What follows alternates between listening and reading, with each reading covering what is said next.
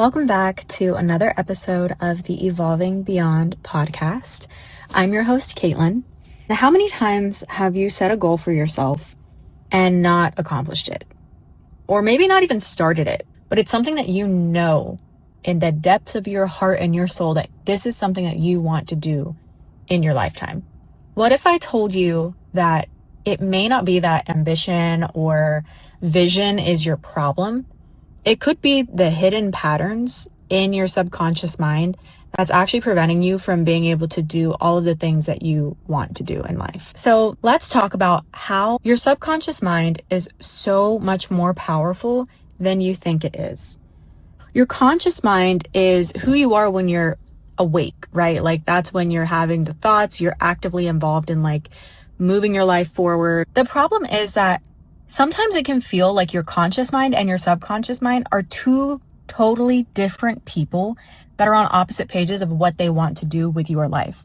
So while your conscious mind is the one that comes up with all the dreams and the goals and the aspirations in life and like everything that you want to do and be and achieve, your subconscious mind is kind of like the legal team that you have to get on board to actually do those things. And if your subconscious mind is not on the same page as your conscious mind, you are going to have a lot of resistance to actually taking the steps that you need to accomplish the things that you want to do in life, to create the life that you want. When your subconscious and conscious mind are not on the same page, you probably always end up with this question of, I know what I need to be doing to accomplish this thing, so why am I not doing it, right? And it always comes back to that, and you're like, it literally doesn't make any sense. Like, there's nothing that's actually stopping me in my physical reality from accomplishing these things, but I just procrastinate or I don't do them. And I end up self-sabotaging and not actually doing the things that I know that I want deep down in my heart. So what exactly is the subconscious? Your subconscious is essentially like your learned patterns, behaviors, and beliefs that you have adapted to keep you safe. And notice I said safe. Safe doesn't mean safe in the sense of like you're thriving. So something that feels familiar equals safe. And really like the subconscious is doing its part of like literal survival mode for you. So it's essentially saying like, hey, we don't want to keep adding all of these different elements into our life that we aren't sure of because we haven't experienced them before. So we don't know if we're going to have a positive or a negative interaction. So it's trying to do anything and everything it can do to make sure that you are safe. Safe for the subconscious equals familiar. So that's why you'll have people who say that they want a healthy relationship, but what actually feels safe to their subconscious and what they feel comfortable with is inconsistency, uncertainty, and like proving themselves when we all know that that's not what a healthy relationship looks like. But maybe that's all that they are familiar with from childhood, from past relationships. And so that's where they can say one thing with their conscious mind of, I want a healthy relationship. But in reality, their subconscious mind is like, whoa, that feels really unfamiliar. So no, we're just going to stay with what feels normal to us, what feels familiar. The same thing with like wanting to be successful. Like if you say that you want to be successful with your conscious mind, and that's a goal of yours to build a business or to get the promotion or something like that. But maybe for your subconscious, being seen or criticized or like responsible for more feels really uncertain and it feels unfamiliar. So that's why you self-sabotage and you don't end up taking the opportunities as they come. So ultimately, sometimes we sabotage the things that we want because the version of us that actually has those things is so unfamiliar and so far from where we currently are that our subconscious is like, absolutely not. We're not taking the risk because if we take that risk, we could potentially die. Like that's kind of like the extreme scenario that the subconscious is working with because it is operating out of survival mode to keep us safe and alive. So because the subconscious operates out of survival mode, it finds ways to turn your beliefs into evidence. So say that you have a belief of you're not good enough. And if you have this belief over time because of the past and whatever you've been through before in scenarios where you believe that you are not good enough, and that's the belief that you keep telling yourself, now your mind is going to seek out the areas of your life where that is now true. So say someone doesn't text you back, right? A simple text back could turn into, oh, I must not be good enough to be their friend. Oh, they must have found someone better because they're not texting me back.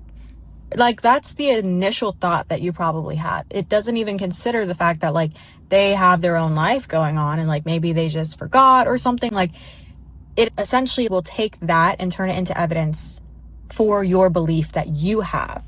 That's a pattern of your subconscious mind that you adapted somewhere along your life. It doesn't necessarily have to be from childhood, but somewhere in your history, you've adapted that belief. And now that is the script that's running your life. So now those small instances where someone doesn't text you back, or say you don't get selected like for a promotion or something like that. Now, every single time you encounter a scenario that can support that belief of you aren't good enough, your mind is immediately going to jump to, I'm not good enough. That's why X, Y, and Z happened, instead of considering any other factors that could be the case. The great thing about your subconscious mind is this is not permanent. So just because you have this set of beliefs doesn't mean that you have to stay this way because of something called neuroplasticity. So neuroplasticity means that we have the ability to literally change our brains, change our subconscious programming and the patterns that have ruled our lives up to this point. And that is really the first step in getting your subconscious on board with everything that you want to do in your life. The patterns of your subconscious mind become your identity. Even though it may not be what you present to the rest of the world, and it's not really like the persona that you embody all the time in interactions. Like, you're not like, oh, hey, my name is Caitlin and I don't think I'm good enough. Like, you're not going up and like introducing yourself as your patterns. It really is your identity that is going to drive the choices and the actions that you make in life. And the thing about your identity is it is always going to outbeat your goals. Because if your identity does not align with your goals, you are most likely always going to side with your identity because that's what feels familiar and safe and comfortable. Where your goals are something that you are currently working towards achieving, but are not necessarily something that you identify with. So then the question becomes, how do we get our identity on board with our goals? How do we get the subconscious on board with the goals that our conscious mind is making to create the dream life that we want? And the way that you do this is by first getting really, really clear on your vision, right? So you want to make sure that you are super clear on what these goals and dreams look like and really what they feel like. Like, there's always a reason behind why you want something, right? Like, you don't just want more money. You want money so that way you can feel secure, or you can feel free, or you can feel safe. Like, there's all these different feelings driving our goals and our aspirations in life and the reason why we want to achieve these things. So getting really clear on your vision first is going to be the first step. After you get really clear on that vision, the second part is embodying the identity of the version of yourself that has those things. Okay? And this is where you really take a realistic assessment of your life, right? So one, you're going to envision that like dream life that you have, the goal that you have in your mind. So say that the goal that you have in mind is to have 6-pack abs. Okay. What is the feeling that's driving that goal? Okay, well, if I have 6-pack abs, then I will feel confident in my body. Then I will feel strong. I will feel unstoppable. Like, I'll feel motivated because I'll feel like I can do anything. I'm unstoppable because I was able to accomplish this thing that I've worked towards for a really long time, right? So you get clear on the vision, you get clear on the feeling, and then you think, okay, so this version of me, I'm looking at myself in the mirror, I have these 6-pack abs. What does their day look like? Like, what are the habits and the actions that they did in order to get this reality, right? And you're thinking, okay, so they're definitely working out consistently, right? So what does that look like in your mind? Maybe they're working out 5 days a week. Maybe they're doing core twice a week. They're definitely hitting 8 to 10K steps every single day. They are focusing more on eating whole foods and less processed food. I think another important part of like the identity piece is also recognizing how you feel as that person, right? So if I was this person that had the 6-pack abs, when I look in the mirror, I don't want to look at myself in the mirror and be judging myself and be nitpicking every little single thing. I want to look at myself and feel so confident and feel so proud of myself and be like, yeah, you did that. Like I want to just look at myself in the mirror with so much love and admiration for all of the self-respect and the self-love that I have and the self-discipline. Like that's the type of person that has those 6-pack abs, right? Like you could hate on yourself and get the 6-pack abs. Personally, I don't think that's a good way to do it. I'm not saying that you can't get your results that way, but I don't think that you necessarily want to feel that way, right? So I always kind of look at it through like the lens of love and like, okay, that's how the version of myself that has this thing would feel about themselves and treat themselves. And so once you get really clear on your vision, how you feel, the habits, now you're going to take a personal assessment of your life and you're going to say, okay, so if I need to do these 3 things at least, I need to work out 5 times a week, hit my 8 to 10K steps every day, prioritize whole foods. So where am I currently doing those things? And where do I need to make shifts? So maybe right now I'm working out 3 times a week consistently and I'm averaging like 4,000 steps. Now we know where we need to start implementing micro habits, right? And the thing with like your identity too is you want to start with where you are currently, right? So yes, be realistic. You are going to need to make some adjustments in your habits and your daily activities in order to reach your goal.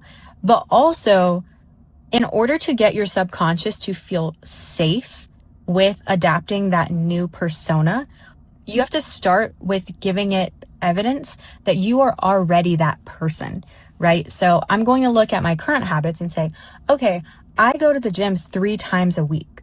And remember, my dream version of myself goes to the gym 5 times a week. But instead of saying, oh, I only go to the gym 3 times a week, I'm going to reverse that and say, look, I already go to the gym 3 times a week. I am someone who goes to the gym. And now that is a part of my identity. And now that I am that person that goes to the gym 3 times a week, and my subconscious knows that that is safe and that's normal for me, now I'm going to be more likely to be able to get on board with going 5 times a week because that is my identity, right? Like I am a person who goes to the gym. Now, instead of going 3 times, I'm going 5 times.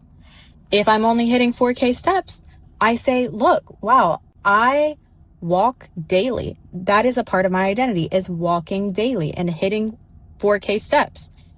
Walking daily is a part of my identity. And now my goal is just hit 8K steps. So you're already shifting your mind from saying, oh, we're in a deficit of like, oh, this needs to change and like you're doing a bad job and this is so different from what you're currently doing, to saying, wait, no, I'm already doing some things that new identity embodies. I'm already doing those things. And so once you can affirm that to yourself, your subconscious starts to get on board. And it's kind of like taking a microdose of like these small habit changes, right? Like you don't want to jump from doing one thing to a completely different thing because it will throw your whole nervous system off. Like that's not how you create sustainable change. So once you find evidence for that identity that you're embodying, now you can start taking microdose habit changes where you're shifting just a little bit and you're adapting a little bit more to that new identity until eventually one day you're going to look at who you currently are and the habits that you've built, and you're going to see, wait, I am literally living out my life as that person that I created in my head. Once you start creating those connections for evidence of your subconscious and how you already are embodying that person. The next part is in your day-to-day actions, slowing down and making choices as that person would.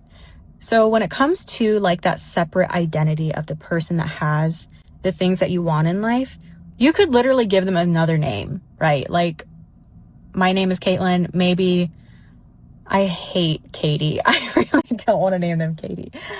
Maybe I'll name them Caitlin 2.0. Okay. So I would think like before I go and choose something to eat, right? Like maybe I'm out running errands and I say, okay, like what would Caitlin 2.0 do, right? Like my subconscious, I would get something that's really quick and easy to eat. Maybe I'm getting fast food, something like that. But then when I ask like, okay, wait, slow down. What would Caitlin 2.0 do? And if I'm embodying Caitlin 2.0 and she has 6-pack abs, then she's going to go and get something a little healthier. Like maybe she's going to get kava. Maybe she's going to try to find a whole food she's definitely going to try to find a whole food sort of situation as opposed to just going and getting a bunch of processed fast food. Maybe it's eating at home. Maybe I meal prep and I say, no, like I have a commitment where I'm only eating my meal prep meals. Slowing down and being able to make choices as that other identity is also another way that you start moving closer towards those goals. You cannot become someone new while using your past as proof of who you're allowed to be. So yes, who you were in the past explains where you are now for sure, but it does not have to define you. We have neuroplasticity on our side. So we have the power to change our brain and to change those patterns so that way we can literally adapt a whole new persona, and we don't have to let our limiting beliefs and the identities of our past and our patterns dictate where we go in our life. I just think it's such an incredible thing that we have this ability to rewire our brains, and we do not have to be victims of our past. It's just a matter of us actually doing the steps that help our subconscious feel safe and comfortable to make those changes. I just started to get really into this since I moved to Texas back in 2021. And I really, really geek out on this stuff because I think it's really incredible that you can literally create the life that you want, create the person that you want to be by making these changes. So that is why your subconscious is way more powerful than you think it is. That is why it is so important to nourish your brain, nourish your mind with all of the habits and the beliefs that you actually want to embody, and to challenge any beliefs that are not serving you and are not supporting you in your journey in creating the life that you want. So as far as like resources are concerned, something I would really highly recommend would be Breaking the Habit of Being Yourself. It's a book by Joe Dispenza. It really opened my eyes to this concept of just neuroplasticity and like having the ability to literally break the habit of being yourself and changing those subconscious patterns and beliefs. And I like it because it gives you like tons of different examples and analogies, and then it also gives you some rewiring work towards the end of the book, which is really helpful. So after hearing all of this, what pattern keeps repeating in your life, even though consciously you want something different? And I would say that question is the first question to start this journey. So yeah, that's all I have for you today. But I really, really do believe in this type of work, and just, I think this type of inner work is probably like the most life-changing, truly. And yeah, I believe in you. I'm rooting for you, and I can't wait to see the great things that you do. Talk to you next time. Bye.